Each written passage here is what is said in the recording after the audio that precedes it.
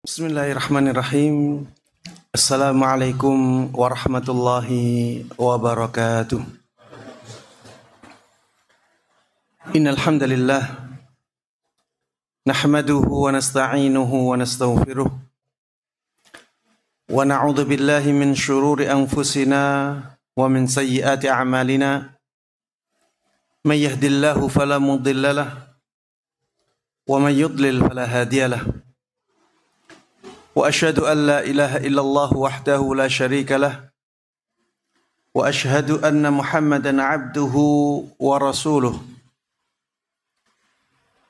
يا أيها الذين آمنوا اتقوا الله حق تقاته ولا تموتن إلا وأنتم مسلمون أما بعد فإن أصدق الحديث كتاب الله وخير الهدى هدى محمد صلى الله عليه وسلم وشر الأمور محدثاتها فإن كل محدثة بدعة وكل بدعة ضلالة وكل ضلالة في النار. Para jamaah sekalian, hadirin dan hadirat, Bapak Ibu yang kami muliakan dan kami cintai karena Allah Subhanahu wa taala. Alhamdulillah, kita panjatkan puja dan puji syukur kita kehadirat Allah Subhanahu wa taala yang telah memberikan kepada kita nikmat-nikmat dan karunia-karunia-Nya, sehingga pada kesempatan yang berbahagia ini kita bisa berkumpul, kita bisa bermajlis untuk saling mengingatkan dalam kebaikan dan kebenaran. Dan para jemaah sekalian rahimanallah, majelis ana di kota Jepara ini sudah lebih dari setahun ya, tidak mengadakan kajian di Jepara. Dulu waktu di Jember hampir setiap tahun ya, atau bahkan bisa lebih sekali. Ini di Kudus, saya sekarang tinggalnya di Kudus, malah agak susah ke Jepara. Ya Alhamdulillah, kita bisa memulai lagi kajian di Jepara ini. Mudah-mudahan Allah Subhanahu wa taala terus memberikan kita kemudahan-kemudahan untuk belajar dan mengajarkan ilmu kita. Amin amin ya rabbal alamin. Tidak lupa salawat dan salam, keberkahan dan kenikmatan semoga selalu terlimpahkan dan tercurahkan kepada Nabi yang sangat kita cintai dan sangat kita junjung tinggi, Nabi Agung Muhammad sallallahu alaihi wasallam. Begitu pula kepada seluruh keluarga beliau, seluruh sahabat beliau, dan seluruh kaum muslimin yang mengikuti beliau dan para sahabatnya dengan baik hingga hari akhir nanti. Para jemaah sekalian rahimanallah, mohon maaf karena keterlambatan ya. Sebenarnya kalau jalannya normal ya, kita tidak akan terlambat ya. Tapi karena ada perbaikan jalan di beberapa sisi, akhirnya kita lewat jalan dalam dan akhirnya kita telat ya datangnya. Perkiraan tadi 1 jam perjalanan ternyata molor ya, karena ternyata juga di jalan tadi ada keramaian-keramaian, karnaval dan yang lainnya, sehingga mohon maaf atas keterlambatan dalam kedatangan. Baik, para jemaah sekalian rahimanallah, tema kita tentang berjuang untuk Islam, sumber kemuliaan. Berjuang untuk Islam, sumber kemuliaan. Berbicara tentang kemuliaan, para jemaah sekalian rahimanallah, kemuliaan adalah sesuatu yang didambakan oleh setiap orang. Tidak ada seorang pun kecuali dia menginginkan kemuliaan. Sayangnya banyak orang yang salah jalan dalam mencari kemuliaannya. Ada yang mencari kemuliaannya dengan mengejar harta. Dengan cara apapun, yang penting dia dapat harta. Dia berpikir dengan dia kaya, dia akan menjadi mulia.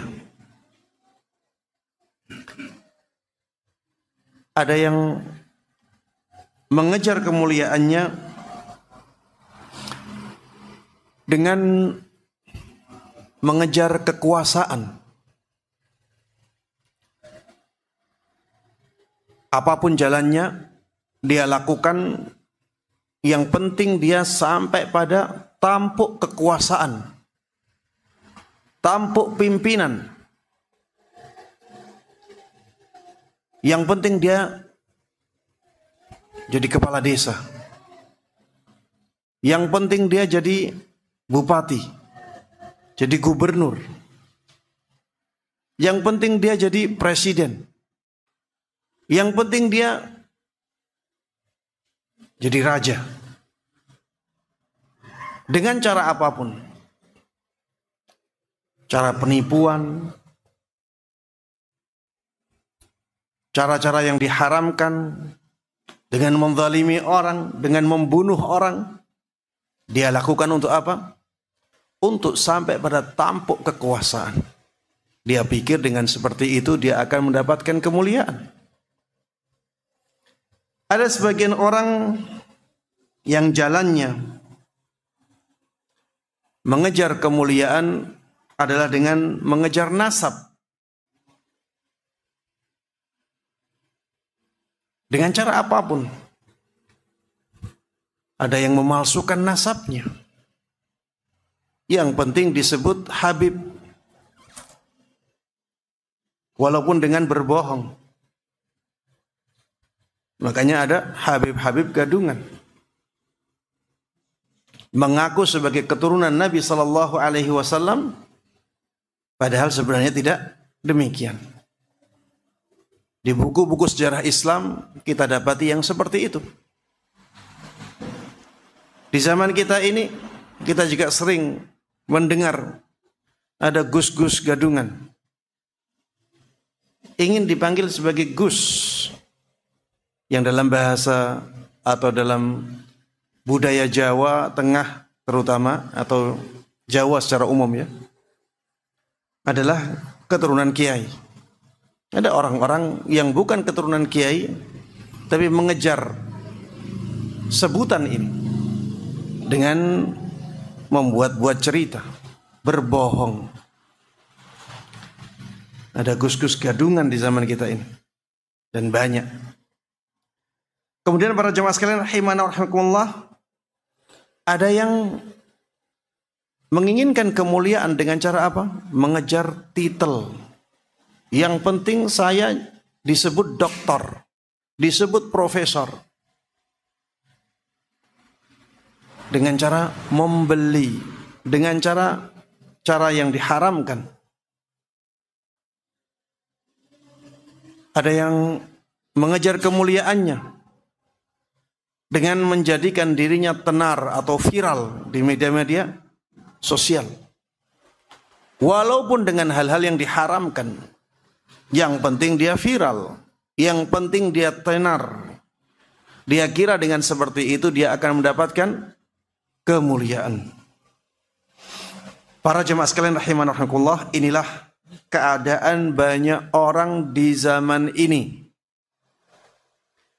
Mereka mengejar kemuliaan dengan dunia. Itu semuanya tadi dunia. Harta dunia. Kekuasaan dunia. Nasab juga demikian. Titel juga demikian.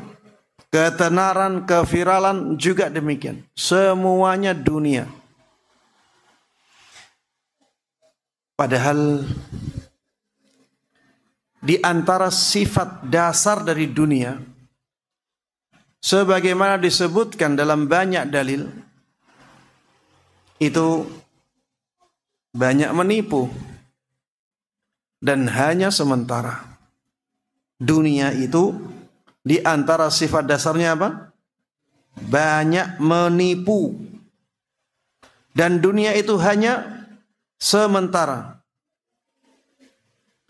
Allah Subhanahu wa taala di dalam surat Al-Hadid ayat 20 mengatakan, "Wa mal hayatud dunya illa mata'ul ghurur." Tidaklah kehidupan dunia kecuali hanya perbekalan yang banyak menipu. Mata' itu bekal yang dibawa oleh orang yang bepergian jauh. Dia itu hanya sedikit dan banyak menipu. Itulah dunia.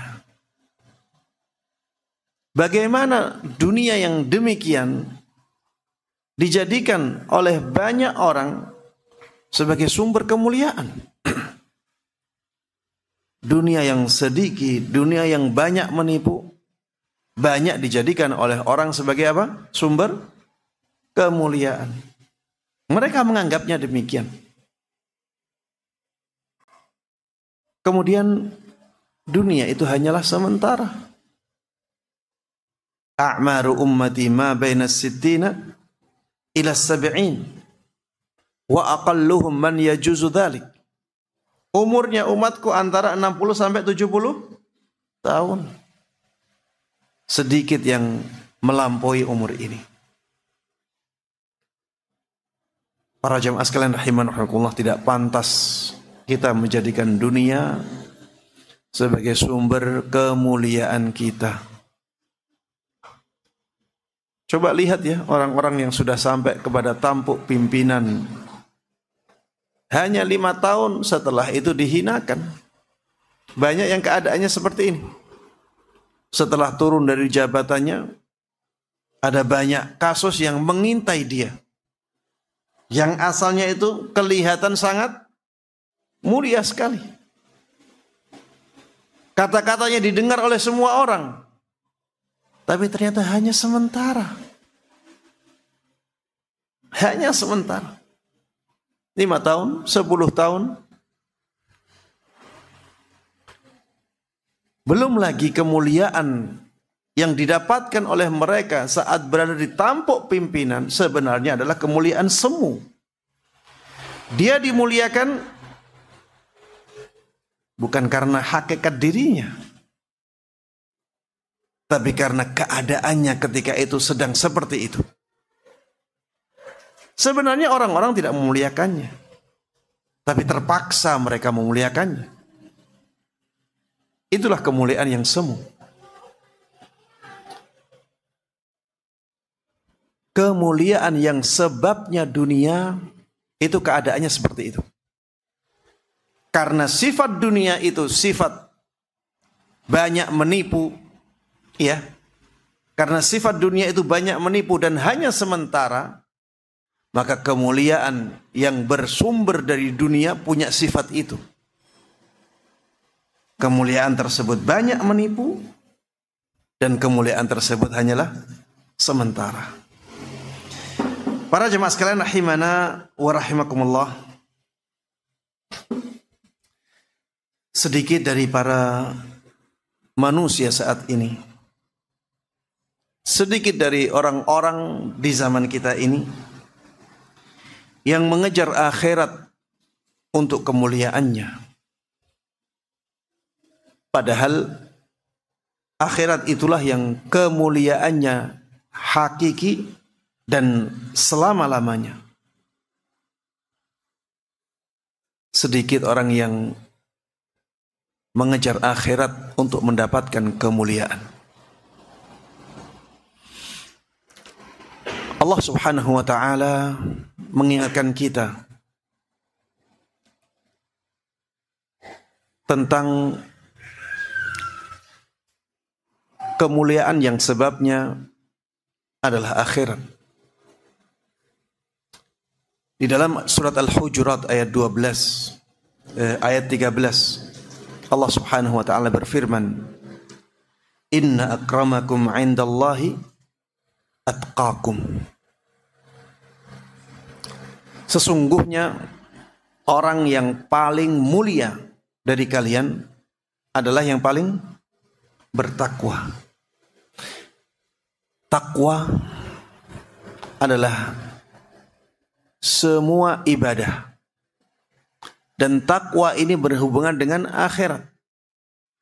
Berhubungan dengan agama.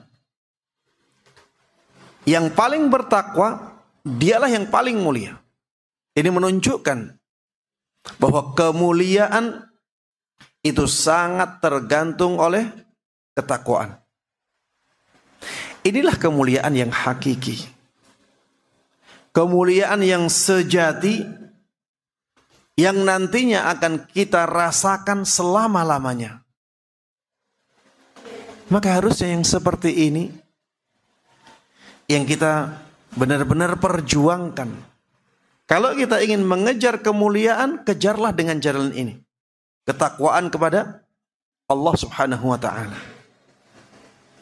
Di dalam surat Asy-Syura ayat 36, Allah Subhanahu wa taala berfirman, "Fama utitum min syai'in famata'ul hayatid dunya wa ma 'indallahi khairu wa abqa." Kata Allah Subhanahu wa taala, apapun yang kalian diberikan oleh Allah Subhanahu wa taala, maka itu adalah bekal kehidupan dunia saja. Apapun yang diberikan oleh Allah Subhanahu wa taala kepada kalian saat ini di kehidupan dunia, maka itu hanya perbekalan kehidupan dunia. Dia sesuatu yang sedikit. Disebutkan dalam tafsiran ayat ini, apapun di sini bisa masuk di dalamnya kekuasaan, bisa masuk di dalamnya harta, bisa masuk di dalamnya anak-anak, bisa masuk di dalamnya kesehatan badan. Intinya kenikmatan apapun yang kalian dapatkan ketika di dunia, maka itu hanya bekal kehidupan dunia saja. Dan itu sedikit. Wa ma 'indallahi khairu wa abqa. Sedangkan yang ada di sisi Allah Subhanahu wa taala, maka itu lebih baik dan lebih kekal. Pahala yang ada di sisi Allah Subhanahu wa taala, itulah yang lebih baik dan lebih kekal. Maka harusnya itu yang kita kejar. Harusnya kemuliaan yang sebabnya akhirat, itulah yang kita perjuangkan. Ketika kemuliaan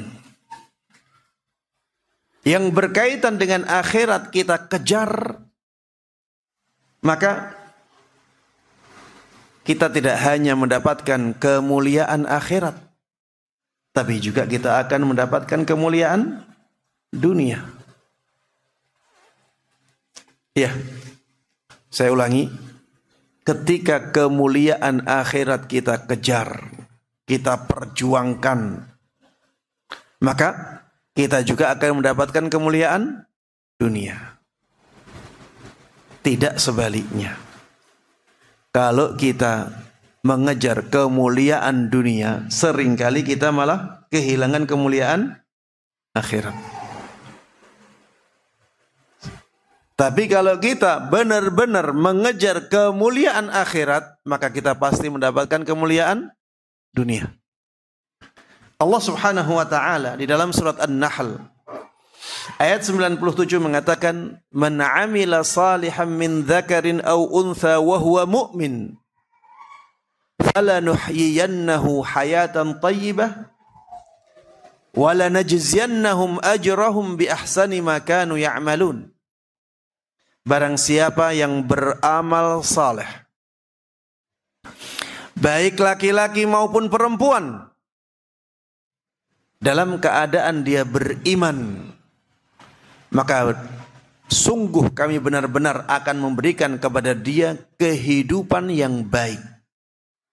Banyak ulama tafsir mengatakan yang dimaksud dengan kehidupan yang baik di sini adalah kehidupan di dunia. Kemudian Allah katakan wala najziyannahum ajrahum bi ahsani ma kanu ya'malun. Dan kami benar-benar akan memberikan balasan untuk mereka dengan balasan yang lebih baik dari amalan yang mereka lakukan. Banyak ulama ahli tafsir mengatakan balasan di akhir ayat di sini yang dimaksud adalah balasan akhirat. Jadi kalau seseorang itu mencari kemuliaan dengan amalan-amalan akhirat, maka dia akan mendapatkan kemuliaan dunia dan dia juga akan mendapatkan kemuliaan akhir. Ayatnya seperti ini. Barang siapa yang beramal saleh dalam keadaan dia beriman, baik laki-laki maupun perempuan, maka kami benar-benar akan memberikan kepada dia kehidupan yang baik. Inilah kemuliaan dunia. Wala najziyannahum ajrahum bi ahsani ma kanu ya'malun, dan kami benar-benar akan memberikan balasan untuk mereka dengan balasan yang lebih baik dari amalan yang mereka lakukan. Ini kemuliaan akhir. Di surat Az-Zumar ayat 10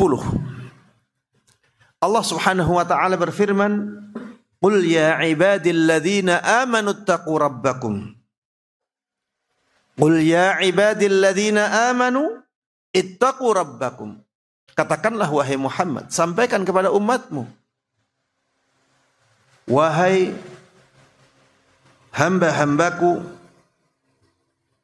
yang beriman, ittaqu rabbakum, bertakwalah kalian kepada Rabb kalian.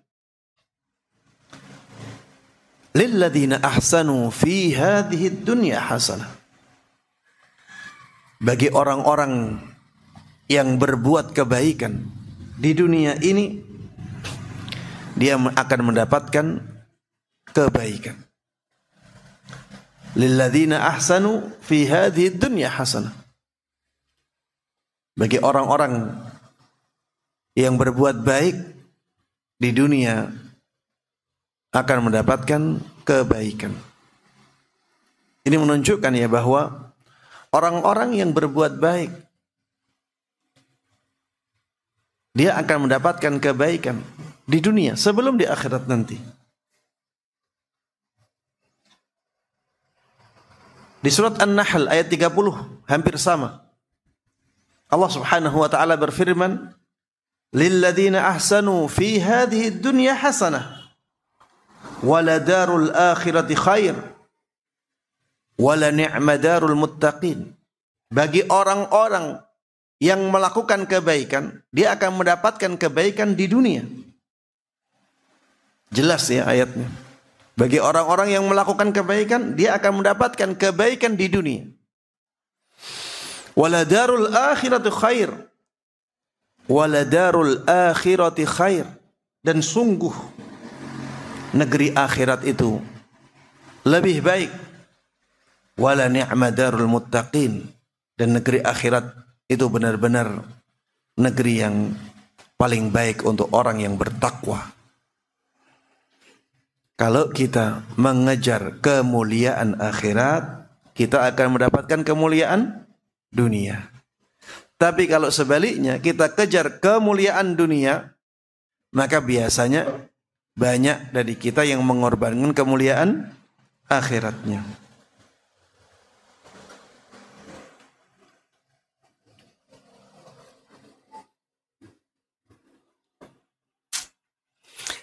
Dan kemuliaan akhirat itu, para jamaah sekalian rahimana rahimakumullah, bisa kita dapatkan dengan amal-amal kebaikan yang yang semuanya masuk dalam istilah takwa. Ya. Jadi kalau kita ingin mengejar kemuliaan akhirat, maka bertakwalah kepada Allah Subhanahu wa taala. Jalankan perintah-perintah Allah Subhanahu wa taala dan tinggalkan larangan-larangan Allah Subhanahu wa taala. Dan di antara amal kebaikan yang paling besar pengaruhnya terhadap kemuliaan kita adalah berjuang untuk Islam. Ini yang menjadi tema kajian kita. Tema inti kajian kita adalah ini. Termasuk di antara ketaatan yang paling besar pengaruhnya terhadap kemuliaan kita adalah berjuang untuk agama Allah Subhanahu wa taala. Berjuang untuk agama Allah Subhanahu wa taala. Ini termasuk di antara sumber kemuliaan yang paling besar. Apa dalilnya? Dalil yang pertama, dijadikannya jihad sebagai amalan yang paling tinggi kedudukannya. Jihad fi sabilillah itu termasuk amalan yang paling tinggi kedudukannya di dalam Islam.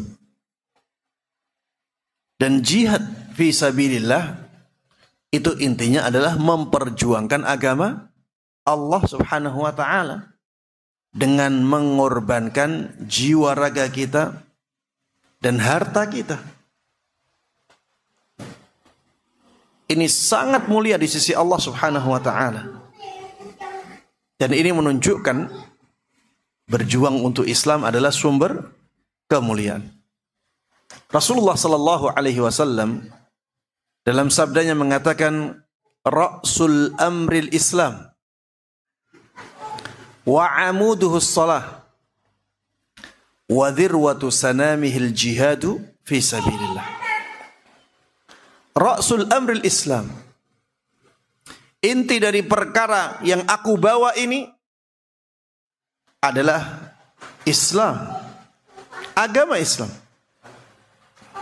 Wa amuduhu shalah, dan tiang dari perkara ini, tiang dari Islam adalah salat. Tiangnya Islam adalah salat. Makanya kalau salatnya hilang, Islamnya juga runtuh. Makanya dalam hadis yang lain Rasulullah sallallahu alaihi wasallam mengatakan, al-ahdul ladzi bainana wa bainahumus shalah faman tarakaha faqad kafar. Perjanjian antara kami, antara kita dan mereka adalah salat ini. Maka barang siapa yang meninggalkan salat, dia telah terjatuh ke dalam kekufuran. Tiang Islam itu salat. Makanya ketika tiangnya hilang, Islamnya runtuh. Wa dhirwatu sanamihil jihadu fi sabilillah. Puncak punuknya Islam adalah jihad fi sabilillah. Ya.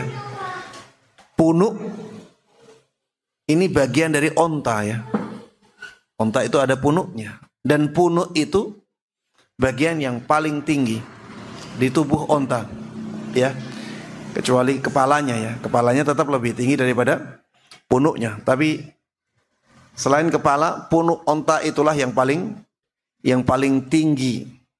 Maka ini menunjukkan bahwa jihad fisabilillah itu amalan yang sangat tinggi kedudukannya di dalam Islam, dan itu bisa menjadikan seseorang sangat mulia di sisi Allah Subhanahu wa taala. Rasulullah sallallahu alaihi wasallam pernah ditanya oleh seseorang.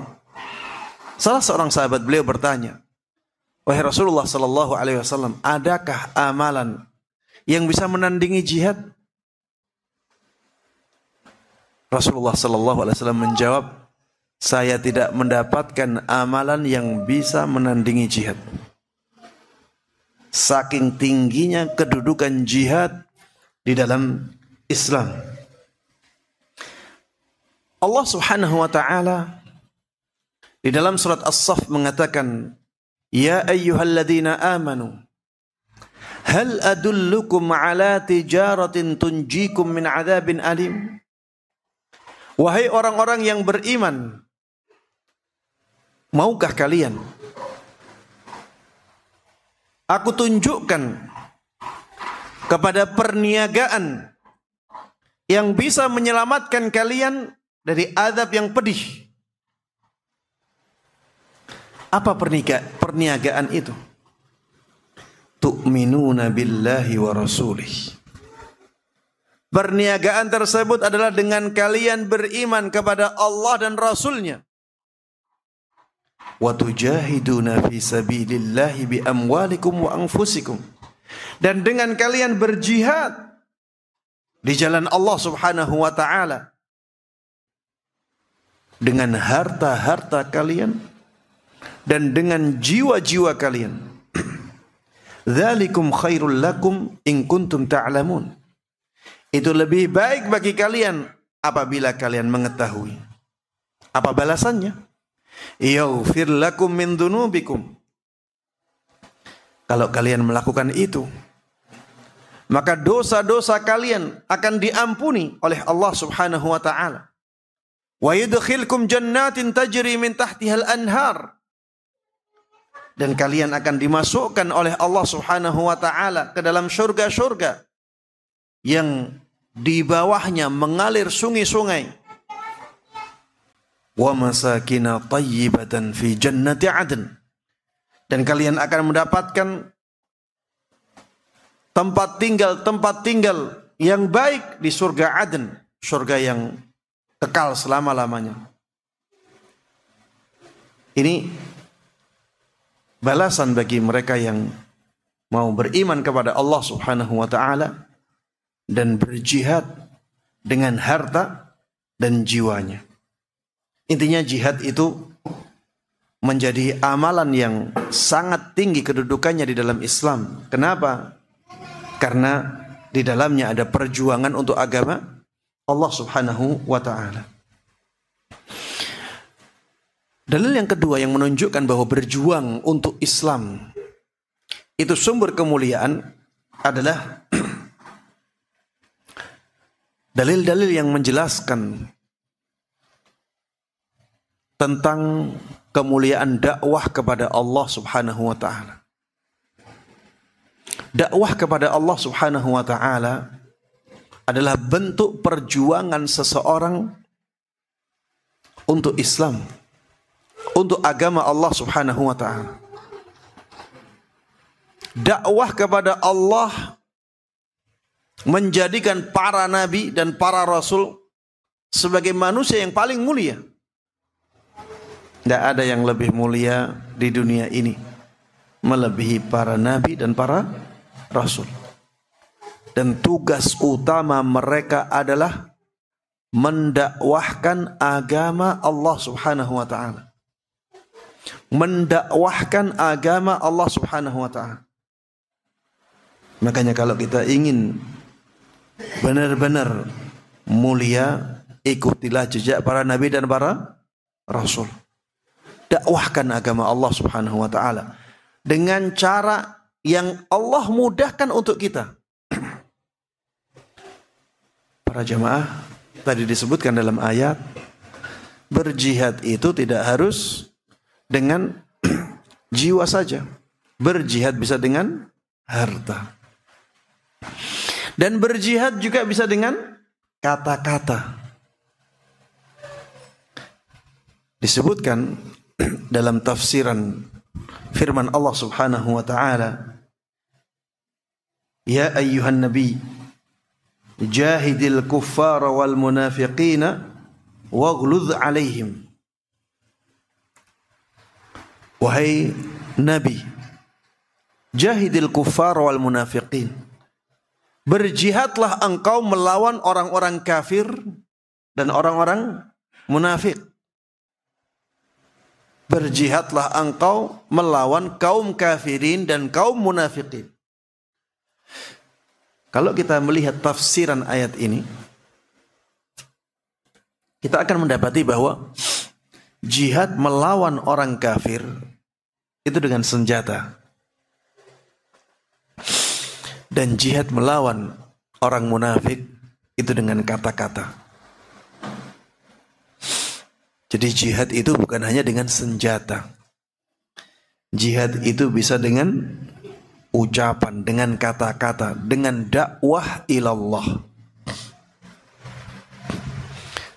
Sebagaimana jihad dengan senjata itu sangat mulia di sisi Allah Subhanahu wa taala,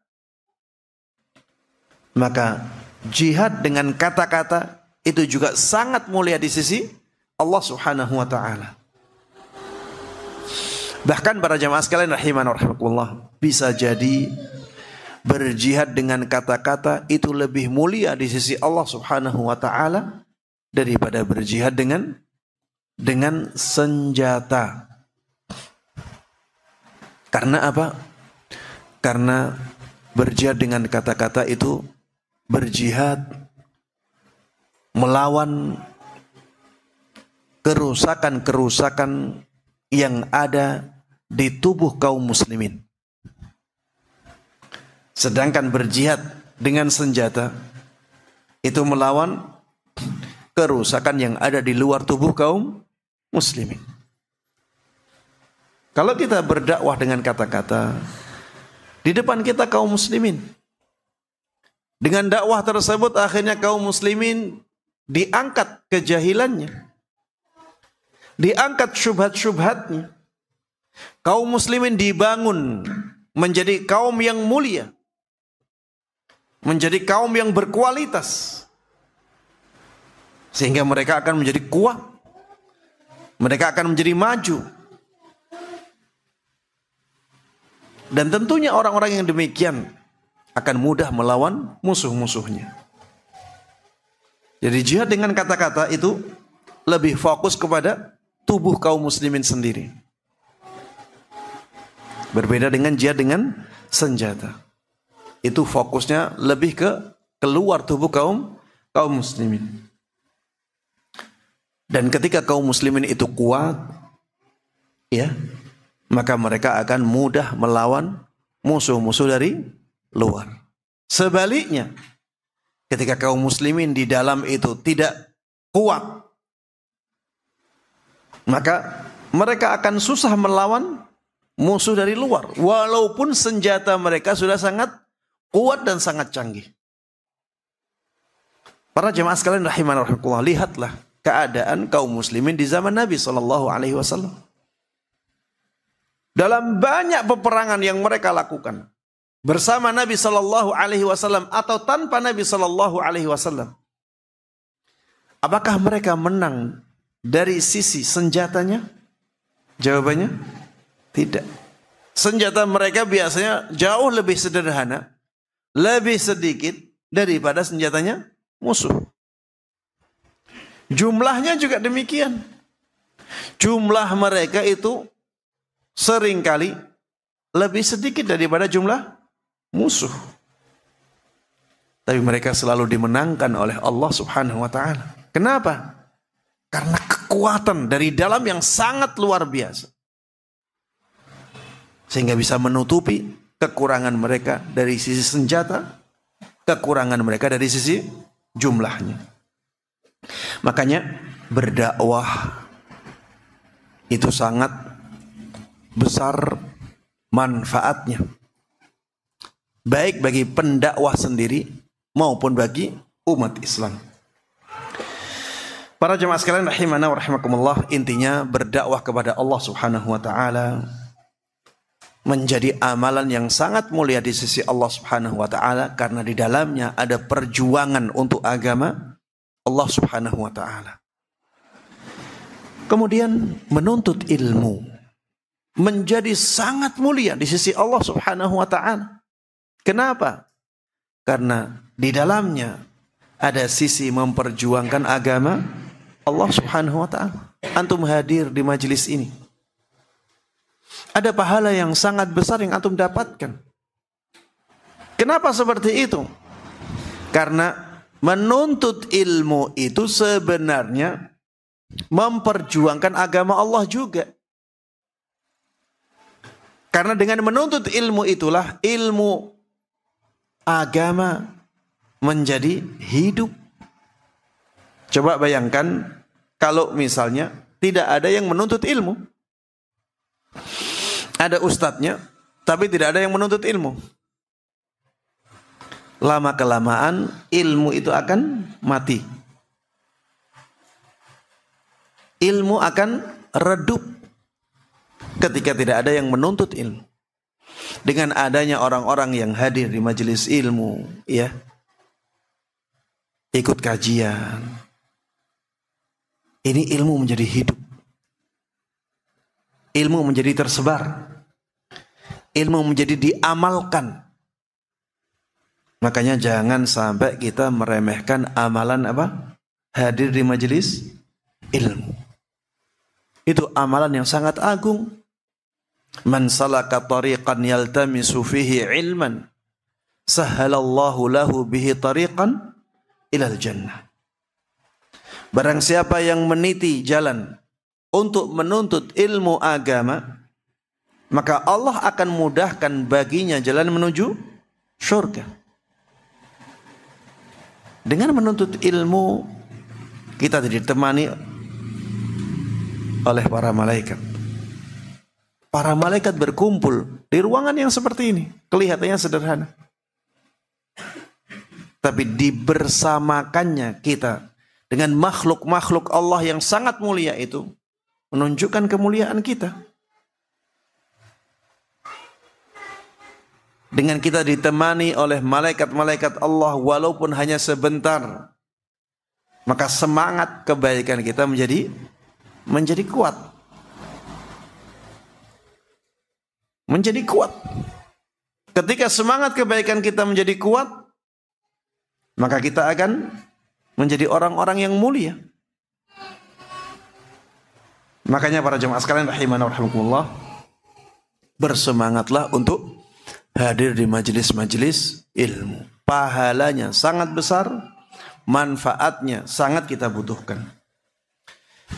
Yang berikutnya para jemaah sekalian rahimana wa rahimakumullah, termasuk yang menunjukkan bahwa berjuang untuk Islam itu sangat tinggi kemuliaannya. Itu menjadi sumber kemuliaan seseorang. Adalah dalil yang menunjukkan bahwa berinfak untuk jihad fi sabilillah itu sangat luar biasa keutamaannya. Ada sebuah hadis yang menunjukkan hal ini. Disebutkan dalam hadis tersebut, Ja'a Uthman ila Nabi sallallahu alaihi wasallam bi alfi dinar fi kummihi hina jahaza jaysh al-usrati fayanthiraha fi hajrihi.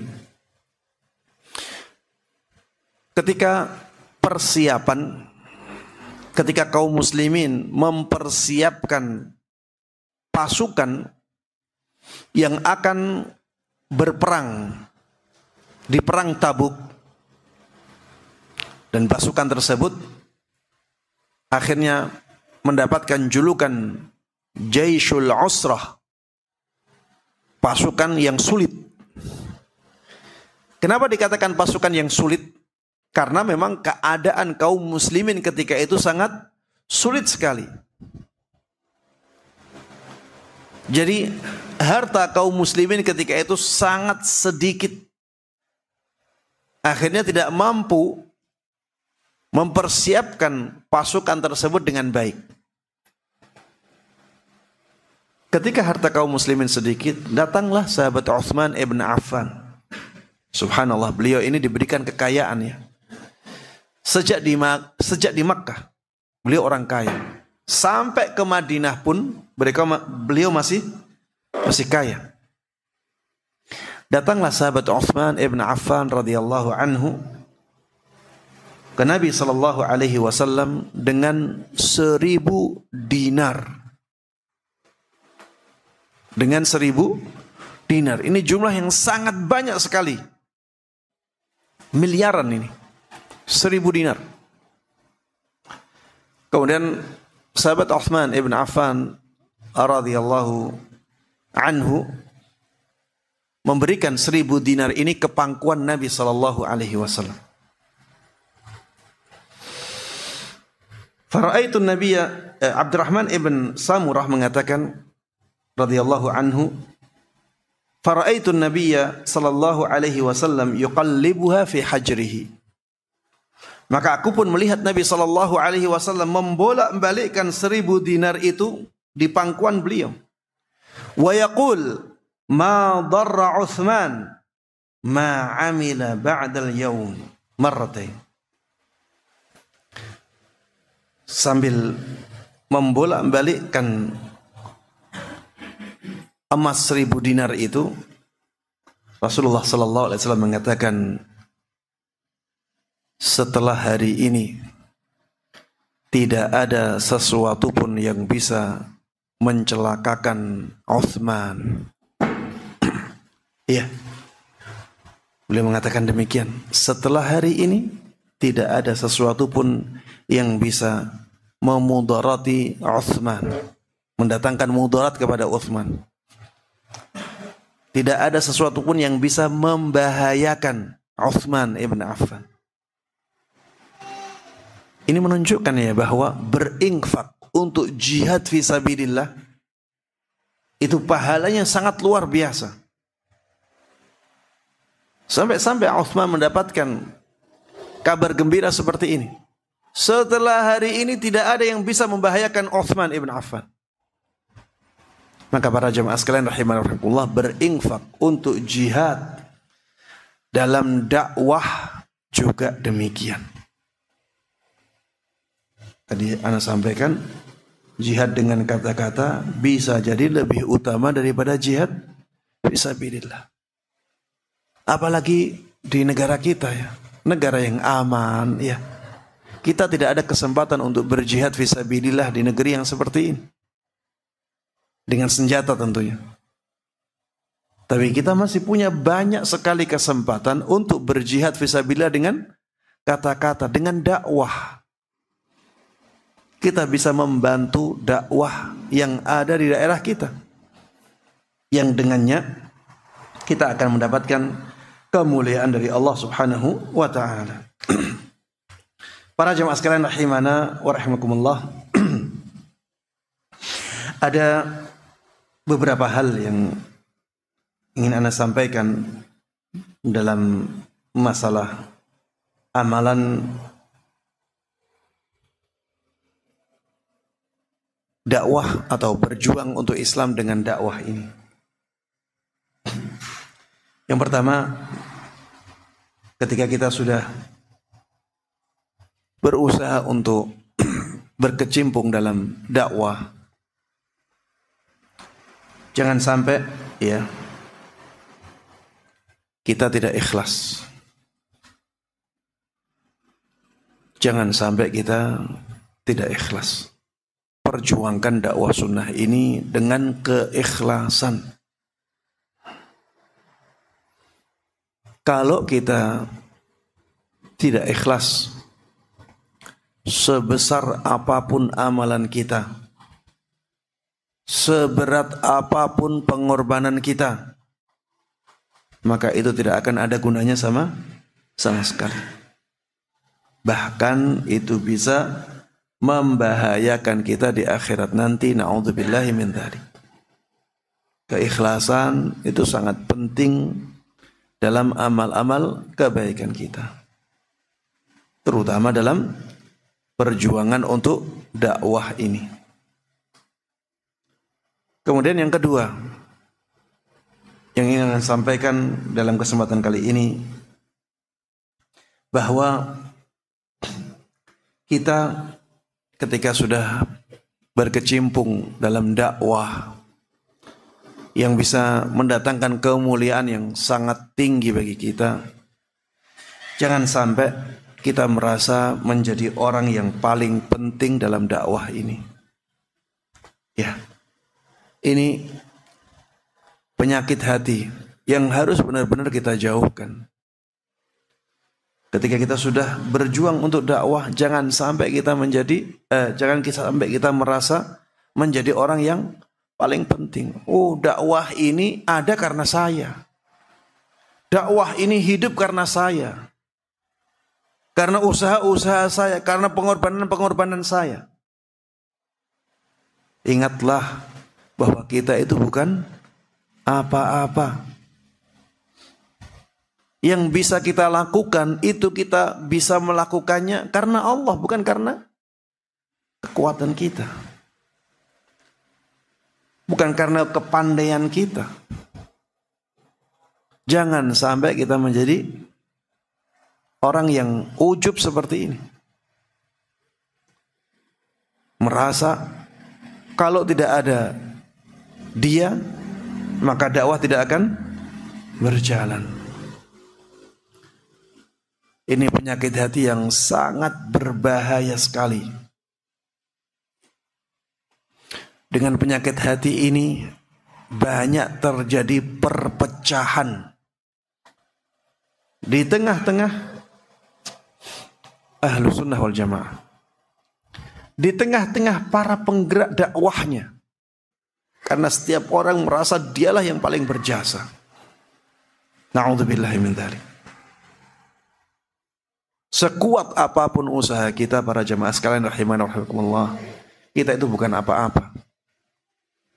Kita bisa melakukan itu karena pertolongan dari Allah Subhanahu wa ta'ala, bukan karena kekuatan kita. Tidak ada yang bisa kita lakukan kecuali setelah ditolong oleh Allah Subhanahu wa ta'ala. Dan ingat ya, bukan dakwah yang membutuhkan kita. Kitalah yang membutuhkan dakwah ini. Bukan Islam yang membutuhkan kita. Kitalah yang membutuhkan Islam. Dakwah ini akan terus berjalan. Ada kita atau tanpa kita. Dakwah akan terus berjalan. Islam akan terus hidup dengan kita atau tanpa kita. Maka ketika Allah Subhanahu wa ta'ala menjadikan kita orang yang banyak berkiprah untuk dakwah, bersyukur, jangan malah ujub. Alhamdulillah Allah mudahkan kita. Jangan sampai kita merasa kita yang paling berjasa dalam dakwah ini. Apalagi sampai berpikir kalau tidak ada saya dakwah ini tidak akan berjalan.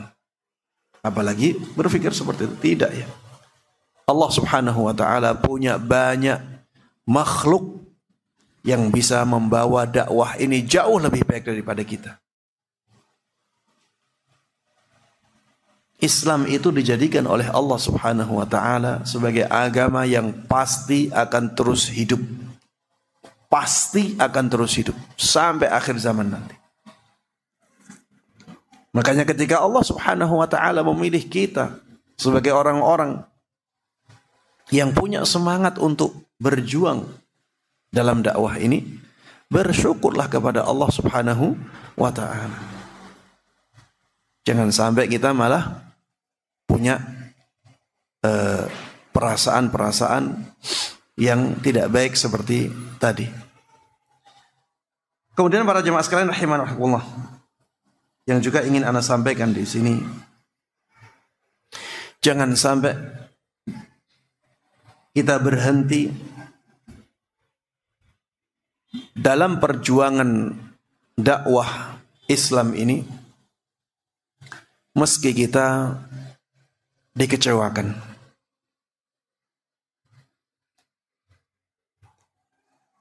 Apalagi sampai meninggalkan hidayah sunnah. Saya ulangi ya, jangan sampai kita meninggalkan perjuangan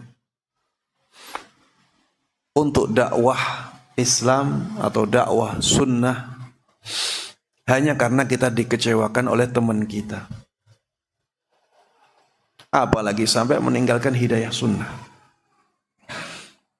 Kita, teman-teman kita semuanya manusia yang pasti banyak salahnya. Kullu bani Adama khata'. Pasti banyak salahnya. Pasti akan mengecewakan kita. Hanya tingkatannya saja yang berbeda-beda. Ada yang sisi tidak baiknya yang sampai mengecewakan kita itu sangat tinggi. Ada yang kecil. Tapi tetap ya, ada hal-hal yang mengecewakan kita dari teman-teman dakwah kita. Maka kita harus bersabar. Teruslah berjuang untuk Islam. Ya, anggap itu sebagai pemberat pahala kita. Anggap itu sebagai ladang pahala kita dalam amal baik ini.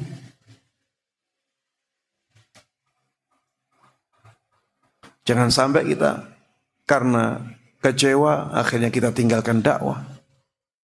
Kita tinggalkan perjuangan. Karena kita kecewa akhirnya kita bahkan meninggalkan hidayah sunnah. Sudah tidak mau dekat-dekat dengan teman-teman yang punya semangat menerapkan tauhid dan sunnah. Jangan sampai demikian. Dan ini juga banyak terjadi di dunia dakwah. Ada barisan sakit hati. Jangan sampai kita masuk barisan itu. Wajar ya orang dikecewakan oleh temannya. Wajar. Memang temannya itu manusia. Saya tidak mengatakan bahwa mengecewakan orang boleh ya. Saya tidak mengatakan demikian. Tapi manusia itu pasti banyak salahnya. Sehingga orang yang ada di sekitar dia pasti akan merasa kecewa. Jangan sampai karena kekecewaan itu kita berhenti dari berjuang untuk Islam. Kenapa? Karena kita masih membutuhkan kemuliaan akhirat. Kita itu masih membutuhkan kemuliaan akhirat. Dan termasuk di antara sumber kemuliaan akhirat adalah berjuang untuk Islam. Para jamaah sekalian rahimakumullah, pesan terakhir yang ingin saya sampaikan di sini ya, jangan sampai kita tergesa-gesa melihat hasil perjuangan kita dalam dakwah Islam ini. Jangan sampai kita tergesa-gesa melihat hasil perjuangan kita dalam dakwah Islam ini. Kalau kita tergesa-gesa, nantinya akan ada banyak hal-hal yang merugikan kita, bahkan merugikan Islam. Kalau kita tergesa-gesa, nantinya langkah kita akan banyak salahnya.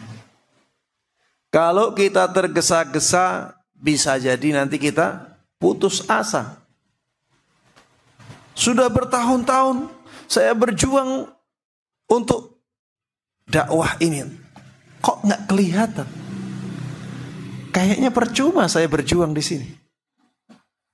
Ini kalau tergesa-gesa. Ingatlah para jemaah sekalian rahimanallah, perjuangan untuk dakwah ini bisa jadi hasilnya baru terlihat 100 tahun kemudian. Bisa jadi baru terlihat 50 tahun kemudian. Bisa jadi baru terlihat setelah kita tidak ada. Makanya teruslah berjuang. Teruslah berjuang. Baik. Mungkin ada yang bertanya, Ustaz, saya tidak punya ilmu. Saya bukan seorang ustaz. Apa saya bisa berjuang untuk dakwah ini? Jawabannya, semua orang bisa berjuang untuk dakwah ini. Semua orang bisa mendapatkan kemuliaan dari dakwah Islam ini. Ada yang dari kita yang punya harta, dia bisa berjuang dengan hartanya. Ada dari kita yang punya pengalaman, dia bisa berjuang dengan pengalamannya. Ada dari kita yang punya ide-ide yang bagus, dia bisa berjuang dengan ide-ide bagusnya itu. Ada dari kita yang punya kedudukan, dia bisa berjuang untuk dakwah ini dengan kedudukannya. Ada dari kita yang punya keahlian duniawi, punya link-link, dia bisa berjuang dengan hal tersebut. Ada dari kita yang punya tenaga, punya waktu yang lebih longgar daripada yang lainnya, dia bisa berjuang untuk dakwah ini dengan mengerahkan waktunya, mengerahkan tenaganya untuk dakwah Islam atau dakwah sunnah ini.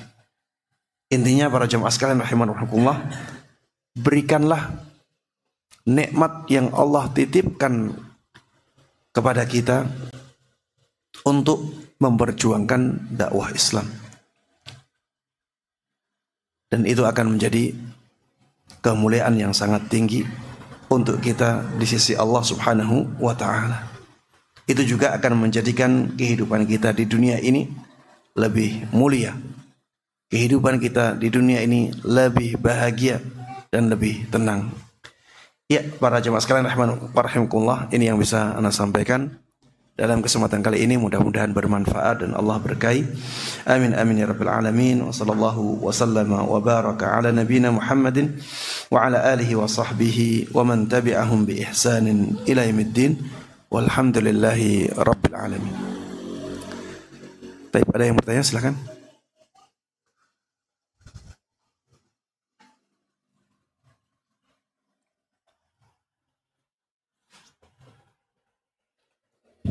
Ya.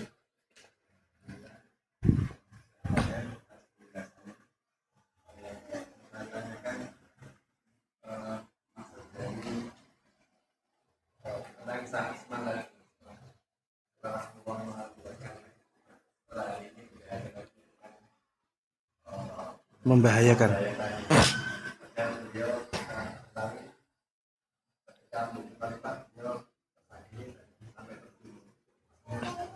Iya. Ya, kata-kata Rasulullah sallallahu alaihi wasallam, "Ma darra Utsman ma fa'ala ba'da al-yaum." Ya, tidak ada sesuatu pun yang bisa membahayakan Utsman karena apa yang dia lakukan di hari ini.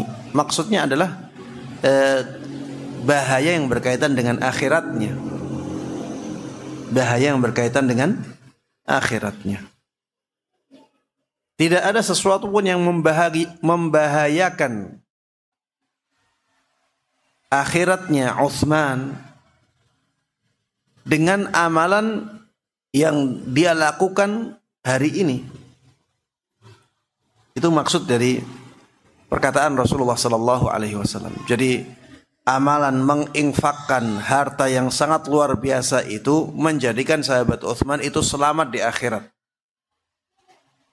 Tidak ada sesuatu pun yang bisa membahayakan akhiratnya Utsman. Ya, bukan berarti beliau tidak mendapatkan musibah lagi ketika di dunia, bukan seperti itu. Ya, tapi maksud bahaya di situ adalah bahaya yang berkaitan dengan akhiratnya. Wallahu a'lam. Baik, ada pertanyaan lagi? Ibu-ibu ada yang mau tanya?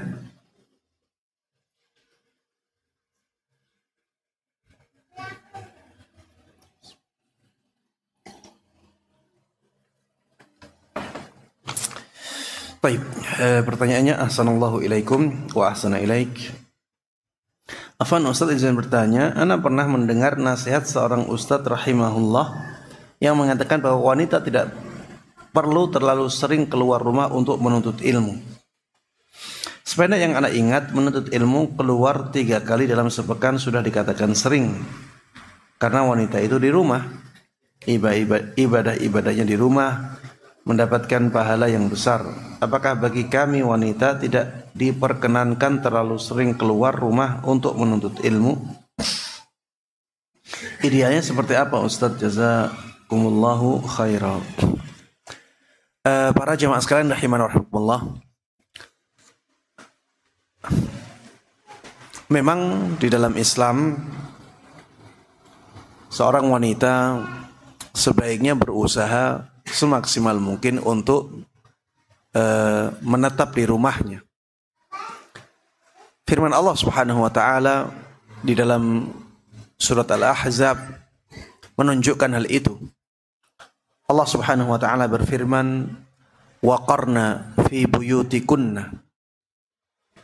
Hendaklah mereka kaum wanita itu menetap di rumah-rumah kalian. Waqarna fi buyutikun, hendaklah kalian wahai kaum wanita itu menetap di rumah-rumah kalian. Ini menunjukkan ya bahwa pada asalnya seorang wanita itu dianjurkan untuk tidak keluar rumah sebisa mungkin. Namun bukan berarti seorang wanita tidak boleh menuntut ilmu dengan keluar rumah. Menuntut ilmu itu sangat besar maslahatnya bagi seorang wanita. Apalagi seorang wanita di dalam Islam itu menjadi madrasah pertama bagi anak-anaknya. Kalau madrasah pertama ini tidak punya ilmu atau ilmunya minim, maka akhirnya anak didiknya menjadi kurang maksimal. Maka para jemaah sekalian rahimani wa rahimakumullah, ana secara pribadi melihat mereka boleh keluar rumah untuk menuntut ilmu. Walaupun sering, selama tidak mendatangkan fitnah dan tidak mengganggu tugas rumahnya. Ya, selama tidak mendatangkan fitnah maksudnya dia benar-benar menjaga dirinya, ya, sehingga tidak mendatangkan fitnah bagi yang lainnya. Kemudian dia tidak mengabaikan tugas rumahnya. Karena tugas rumah jelas lebih penting, ya. Lebih utama. Dengan apa Ustadz membolehkan itu? Yang pertama,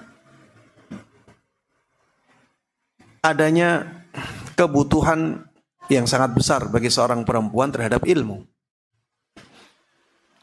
Rasulullah Shallallahu Alaihi Wasallam dahulu membolehkan seorang wanita keluar rumah, bahkan masih dalam masa iddah, untuk memanen kebun kurmanya, mengambil kurma dari kebun kurmanya, keluar rumah. Karena apa? Kebutuhan yang sangat mendesak bagi sahabat perempuan itu. Padahal kita tahu kebutuhan seorang wanita terhadap ilmu itu sangat besar sekali. Maka sebagaimana boleh bagi sahabat perempuan itu mengambil kurma di kebunnya yang berada di luar rumah, maka seorang wanita pun boleh mencari warisan-warisan Nabi di majelis-majelis ilmu yang ada di luar rumahnya. Sebagaimana sahabat wanita tersebut sangat membutuhkan buah kurma, maka kaum wanita itu sangat membutuhkan ilmu dalam kehidupannya. Ini yang pertama. Yang kedua, Rasulullah Sallallahu Alaihi Wasallam membolehkan kaum wanita untuk sholat di masjid. Sholat di masjid sehari berapa kali? 5 kali. Boleh bagi kaum wanita pergi ke masjid 5 kali dalam sehari. Padahal kebutuhan kaum wanita terhadap ilmu itu bisa jauh lebih kuat, lebih besar daripada kebutuhan wanita untuk sholat jamaah di masjidnya. Karena sholat jamaah di masjid bisa jadi tidak mendatangkan manfaat kecuali bagi wanita itu saja. Dari pahala saja. Bisa jadi. Tapi dengan hadir di majelis ilmu, dia dapat ilmu. Dapat pahala. Dia juga bisa menyebarkan ilmu tersebut kepada anak-anaknya. Rasulullah SAW mengatakan, La tamna'u ima Allah masajid Allah. Jangan sampai kalian itu melarang kaum wanita dari masjid-masjid Allah Subhanahu wa ta'ala. Dan kehadiran wanita di majelis ilmu itu ana melihat lebih besar manfaatnya. Dan lebih besar kebutuhannya daripada hadir di masjid untuk sholat berjamaah saja. Karena besarnya manfaat ilmu daripada manfaat sholat berjamaah untuk kaum wanita. Dua-duanya pahalanya besar ya. Dua-duanya keutamaannya sangat tinggi.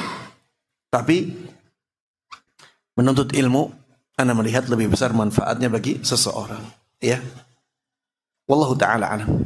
Ya, sehingga ana melihat menghadiri majelis ilmu bagi seorang wanita itu dibolehkan walaupun sering, selama dia bisa menjaga dirinya, tidak melanggar syariat, tidak mendatangkan fitnah, dan dia tidak mengabaikan tugas-tugas rumahnya, ya.